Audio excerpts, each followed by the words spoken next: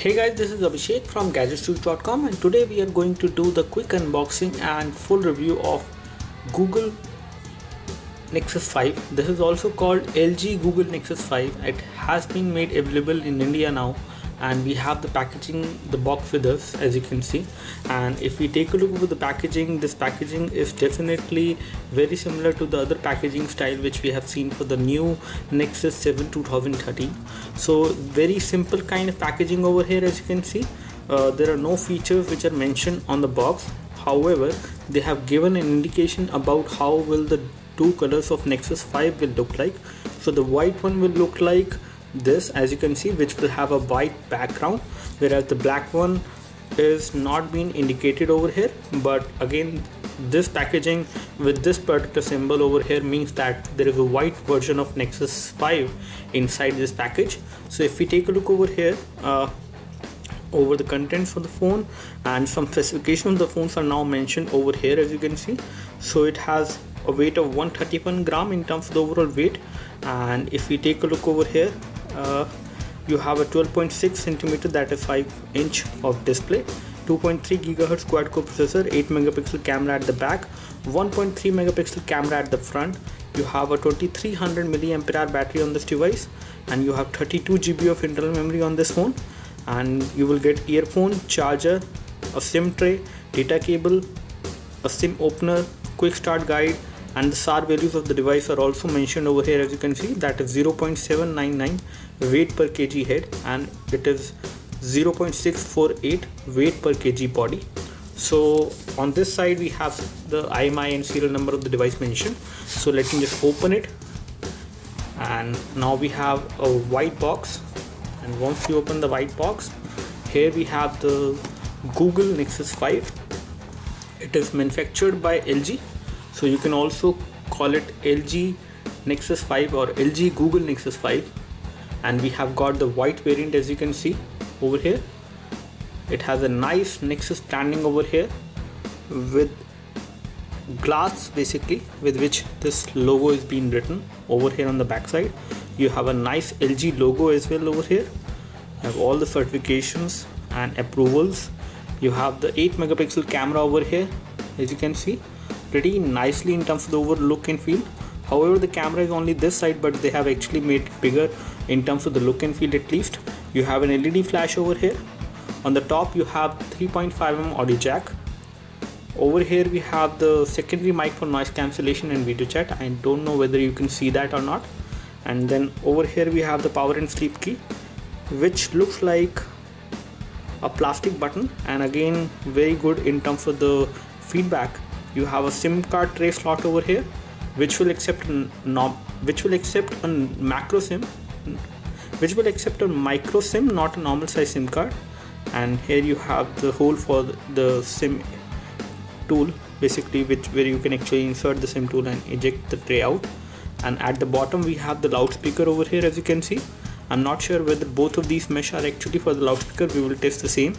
And then we have the micro USB port for data syncing and charging. Over here on this side we have the volume rocker over here, which seems to be a metallic button. I don't know whether we have metallic button on this device, but they look like metallic buttons. Pretty good in terms of the feedback and the feel. On the front we have the nice earpiece, which is colored white for the reason I guess because this version of Nexus 5 is actually white, so they have a white colored earpiece. You have the camera, which is a 1.3 megapixel fixed focus camera, and over here on the bottom we have no buttons, but the touch capacitive buttons are there within the display. Let me just turn on the display. So here we have the display turned on. And again, this is not the first unboxing which we are doing. We have already been using this device for more than 2 weeks now, and there is a SIM card inside this device as well, and this unboxing which we are doing is only for you. So we will take a look over the device later on. Let's take a look what we have in the package. So apart from the device, what all we get in the package are these things. The first one is a SIM ejection tool, as you can see, to eject the SIM card tray and insert a micro SIM into that. You have a quick start guide for Nexus 5, and also you have a warranty card inside the package. Apart from this, you also get in-ear headphones within the package of the Nexus 5. Let me just show you these headphones as well. So these are the headphones which come within the package, and they look pretty good in terms of the build. They have a button over here to pick the call with LG branding, and it does have a mic module. And these are the kind of in-ear headphones which you get within the package. We will just tell you about the sound clarity of these headphones as well. And this is how the audio lead will look like, which is an L-shaped audio lead. Apart from this, you get a standard micro USB cable, a micro USB to USB cable. And here we have the charger, and the output current from this charger is 1.2 ampere, as you can see. And these are all the things which we get in the package. So let's take a look over the device now. Now here we have the LG Google Nexus 5, and this phone looks really good in terms of the overall build quality. However, when it comes to the back side, you have plastic at the back, but it does not feel cheap in any way. It is a matte finish plastic which you get on the back side, and again the back cover is non-removable on this phone. That means you cannot remove the battery out of this device. And again, because of this has become a unibody device, and it has become pretty slim in terms of the profile. I would say it is only around 8.6 millimeter in terms of the overall thickness. In terms of the overall form factor, this phone is fairly good. You can easily hold the phone in one of your hand without any issues. Being a 5-inch display phone, it does not feel big in any way. It is quite portable. In terms of the weight as well, it is around 130 gram, which is fairly light for a display size. For a 5-inch display phone, basically in terms of the weight, it is pretty good. So because of the slim profile of the phone and the weight, it does not feel heavy at all, and it looks like a very handy phone. Being a 5-inch display phone, it is very handy as well. Before I start my full review, let me just give you a overview about the perception this phone actually has, and for what kind of audience this phone is actually targeted.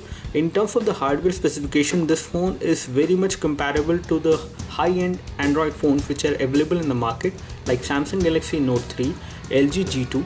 So it has the same hardware configuration, that is the Snapdragon 800 chipset, which is a pretty powerful chipset in terms of the processor as well as in terms of the GPU. So the same hardware configuration which we have on this device as well as compared to those ones. So in terms of hardware, this is pretty good, solid hardware phone which has got the latest hardware possible. But there are some compromises which has been done on this device from Google, and again Google don't want to market this device in a direct competition with the other players which are already in the market. For example, LG G2 is already available in the market. LG G2 is definitely a little bit better version of the phone as compared to this one in terms of hardware specifications. In terms of the camera, LG G2 has a better camera if you compare this one with LG G2, and also LG G2 does give you a little bit higher display size as well as compared to this one. So again, Google has actually provided this device not only to actually give you the best hardware possible, but they have provided the best hardware with some compromises in terms of the camera, in terms of the battery, and in terms of other things, which will again make this device pretty okay in terms of the hardware, but very solid in terms of the software. So this phone is actually being provided to the consumers in order to provide the complete Android experience, a pure Android experience. So in case you are looking for an Android phone which should have the pure Android version from Google directly, and there should not be any customizations in terms of the Android version, you should definitely go for this one. Now here we have the lock screen of the phone, and again the lock screen is kind of simple. It also allows you to launch Google Now directly from the lock screen, and for that you need to swipe it like this. You can actually launch Google Now in this way. And again on the lock screen you have options of displaying the date, time, and you can actually unlock the device to go to the unlock screen basically, and this is how you can unlock the phone. Once you unlock the phone, you will see all these screens, all these home screen which will have applications, and again you won't see the blank home screen which you might have seen on other Android phones previously. So in this case, if there is a blank screen, it will not exist at all. Unless there is an icon, there won't be any screen. So if you move an icon away from a screen, that screen will automatically get deleted, and if you move an icon to a new space, it will form a new home screen. So So this is kind of simple and very easy thing which they have actually done, so that you don't have the clutter of blank home screen which we normally have seen on other Android phones previously. And this phone, in terms of the operating system, is running the latest version of Android, and again you can expect to get the Android version on this device, the latest Android version on this device, much sooner as compared to any other phone in the market, including the flagship phones as well. So because this phone is a part of the Nexus series from Google, so the version of Android, whenever it is available, it is going to come on this device much sooner than any other device in the market at whatever price that phone is. So in terms of the version of Android this device is running, it is running Android 4.4, that is KitKat, the latest version of Android which is available as of now. And in terms of the notification toggle, everything is just stock Android on this device. There is no customizations, and that is why the device is quite snappy in terms of the overall UI transition.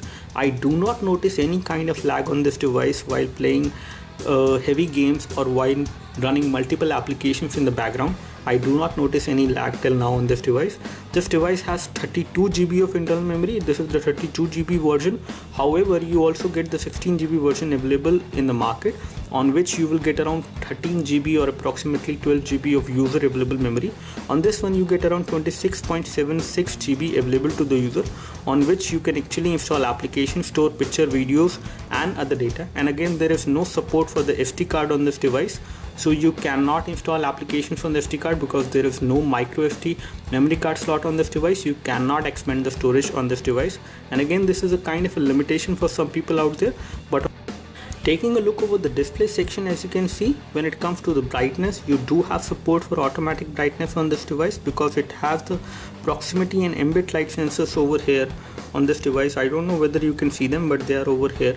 When it comes to the wallpaper, and again you have support for live wallpapers, static wallpapers. Video wallpapers are not a part of the stock Android UI, but again you can make it supported with the help of third-party applications. As far as RAM is concerned, you have 2 GB of RAM on this device, and again this amount of RAM actually makes this device quite faster in terms of the usage in day-to-day usage scenarios. Right now, as you can see, around 1 GB of RAM is being used out of 2 GB, and you get around 809 MB of RAM, which is free. And again, this device is kind of responsive, and I do not notice any kind of lag on this device even when you run large number of applications in the background.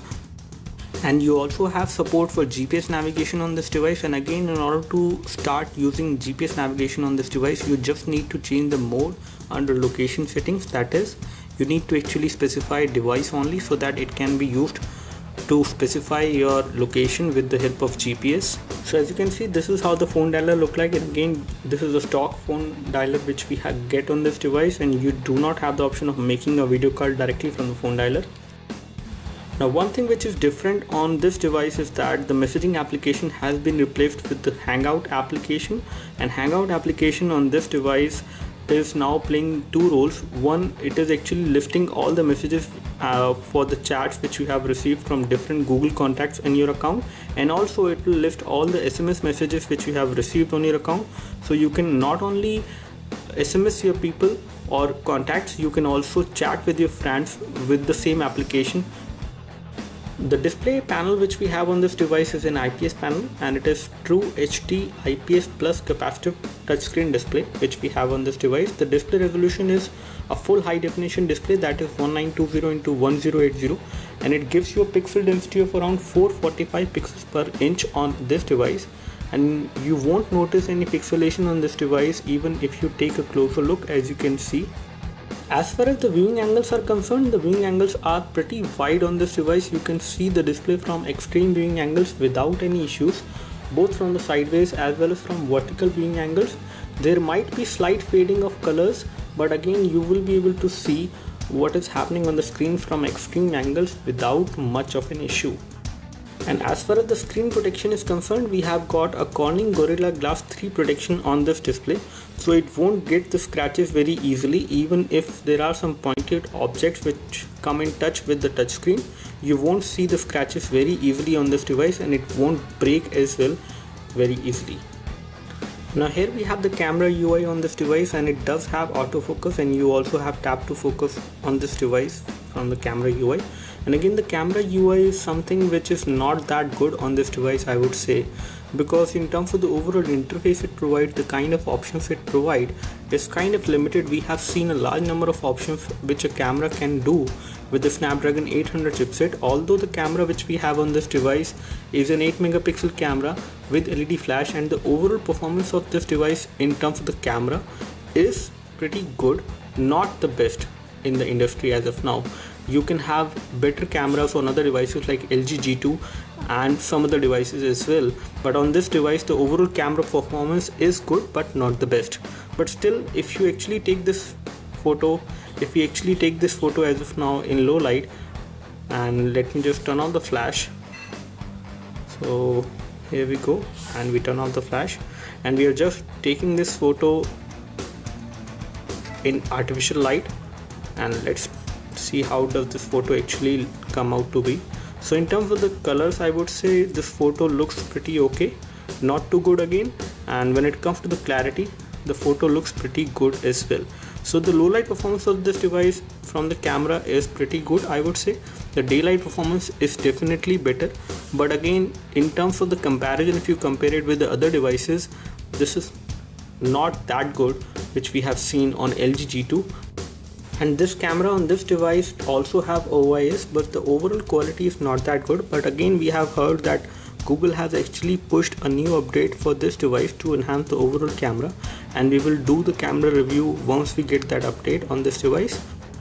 And in order to access the settings, you just need to tap over here and you can actually toggle the front camera, you can access the flash, you can access the photo settings over here with which you can actually adjust different kind of scene modes you have on this device. And you also have a large number of other options like controlling the exposure, controlling the white balance. And again, in order to access the settings, you need to tap again and again, and this is not very user friendly, I would say. Let me just toggle to the front camera. So this is how the view will look like from the front camera, and again the front camera is pretty good to do a high definition video chat. The video feed which will come out from the front camera is pretty good, there is no issue at all, and it is quite clear as well for video chatting. And again, the video feed is not hazy at all. Now when it comes to the video recording capability, you can record high definition video from this device from the back camera at 1080p as well as at 720p. When it comes to the front camera, you can do a high definition video chat as Now when it comes to the video recording capability, you can record high definition video from this device from the back camera at 1080p as well as at 720p. When it comes to the front camera, you can do a high definition video chat as Now as far as the apps which will come pre-installed on this device, you will get all the Google related application pre-installed on this device. There is no clutter as far as the third-party applications are concerned. You will get Google Chrome pre-installed, you have Google Calendar, you have Gallery, the Gmail application, Google Plus will come pre-installed. Apart from this, you also get some other applications like for reading books, photos application, Play Store. You also get newsstand application, the newspaper application from Google, which will come pre-installed. So you get a large number of Google related application including YouTube, and WhatsApp will also come on this device. You can install it in case you want to.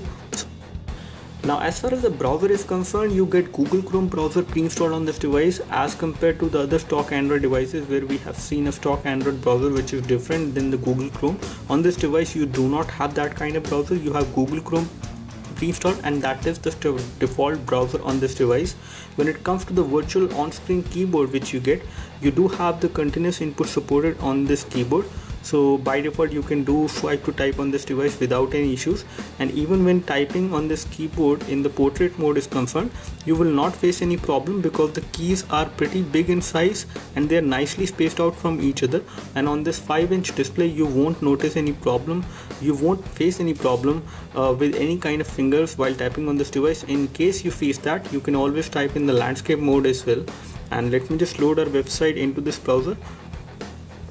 So as you can see, the website does load pretty quickly on this device once you type the URL, and if it is already loaded it will be fetched pretty quickly. And when it comes to kinetic scrolling, there is no issue with the device. As far as kinetic scrolling is concerned, there is no problem. You do have incognito mode supported, within this browser which we have on this device. And when it comes to pinch to zoom is also supported. The text is rendered pretty nice and crisp and clear on this display. There is no issue with that. You can do panning pretty easily. You can do pinch to zoom. You do have double tap to zoom supported, so there is no issue as far as browsing is concerned. You can also play YouTube videos within the web page with the Google Chrome browser which we have on this device. You don't have to open YouTube application for the same. Now here we have the hardware configuration for this device. The model number is Nexus 5 and it has got ARM V7 processor, clocked at 2.2 GHz or 2.3 GHz to be maximum, and you have a quad-core processor on this device which comes from Qualcomm. It is the Snapdragon 800 chipset and the hardware model number is Qualcomm MSM8974.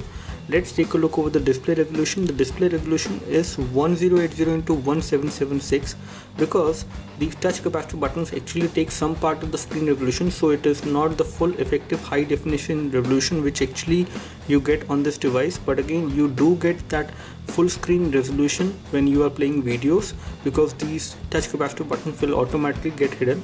But when it comes to some applications and other things, the resolution will be affected and it won't be full high definition resolution which you will always get on this device because these touch capacitive buttons does take some part of the screen resolution. Over here we have all the sensors including the accelerometer sensor, magnetometer sensor.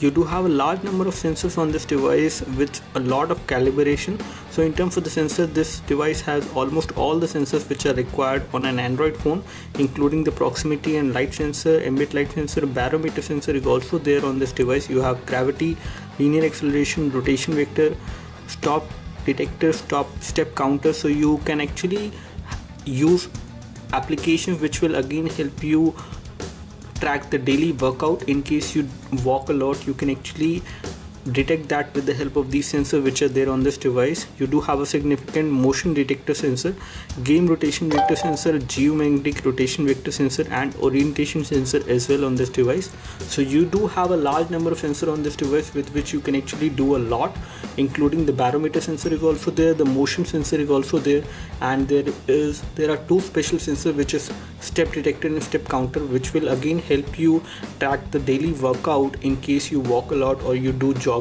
with this device with third-party application which you can install on it. Now in terms of the overall benchmark score which we have got on this device, on Antutu benchmark we have got a score of 26,684, which is a pretty decent score, and you can actually get more score on this device as well. In case you run the benchmark again and again, you will get approximately benchmark scores nearly 30,000. So in terms of this performance, this device is definitely very good because it has the latest hardware configuration and it comes in between all the latest devices which we have with us as of now, including LG G2. It comes very close to Samsung Galaxy S4, LG G2 and other devices which are there, including Sony Xperia Z Ultra as well in terms of the benchmark score. And let me just show you the detailed benchmark score for this device for the CPU, RAM, GPU and input-output operation. As you can see, on quadrant standard we have got a score of 8431, which is again a pretty decent and very good score as far as the quadrant standard is concerned. This device is above all other devices and much higher in terms of the benchmark score as compared to the other devices in this series, as you can see. And here we have the detailed score for this device for the CPU, memory, input-output operation, 2D and 3D. On multi-touch, this device supports 10-point multi-touch. So as you can see, we are playing a YouTube video from our channel as of now on this device with the YouTube application, and again this video is getting played in full screen format without any issues, as you can see. And when it comes to the resolution at which this video is playing, it is playing in high definition resolution, which is again pretty good for this device because of the high definition resolution which we have on this device. And there are no black bars which I can notice on the top or from the sideways basically on this video. And let me just increase the volume of the video to full so that you can get an idea about the sound quality.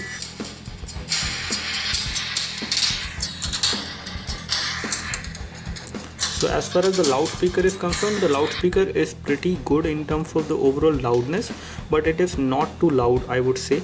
And again, it might be a disappointment for some of the people out there who would like the loudspeaker on the device to be pretty loud. We have turned the full volume on this device as of now. Still the overall sound which is coming out from the loudspeaker is not too loud. It is very average in terms of the overall volume, I would say.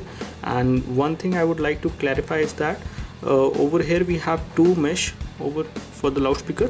One of them is a loudspeaker over here on this side, whereas this one is actually for the primary microphone. So for example, if I play this video and if I block this, the sound will get blocked, and if I block this, the sound will not get blocked. That proves that this mesh is actually for the loudspeaker, whereas this one is for the primary microphone. And as far as the viewing angles are concerned, the viewing angles are pretty wide on this device. There is no problem while watching a video on this device from extreme viewing angles. Now to show you the overall touchscreen response and the gaming capability of this device as far as casual games are concerned, we are playing Temple Run OZ on this device. And as far as the graphics are concerned, there is no problem. I can see the graphic details pretty fine on this device loaded while playing this game, and there is no lag of any kind in terms of the graphics at least. The draw distance for the game is also pretty good. The touchscreen response from the device is also pretty nice. It is almost an instant response which I'm getting from the touchscreen on this device while playing this game. So there is no issue with that. And as far as the sensors are concerned, the sensors are also working well. There is no issue with the sensors as well. The gravity sensor on the device is also working pretty well, as you can see. Now this game which we are playing on this device is called Frontline Commando D-Day, and it is kind of graphic intensive. And one thing which I definitely don't like is these touch capacitive buttons, which is because whenever I'm playing this game which is actually getting played, I can accidentally press over here and the game actually exits, as you might have noticed. Now as far as the touchscreen response is concerned, it is pretty instant. There is no problem with the device as far as touchscreen is concerned while playing this game. Graphic wise, this game is running very smoothly without any issues. There is no problem.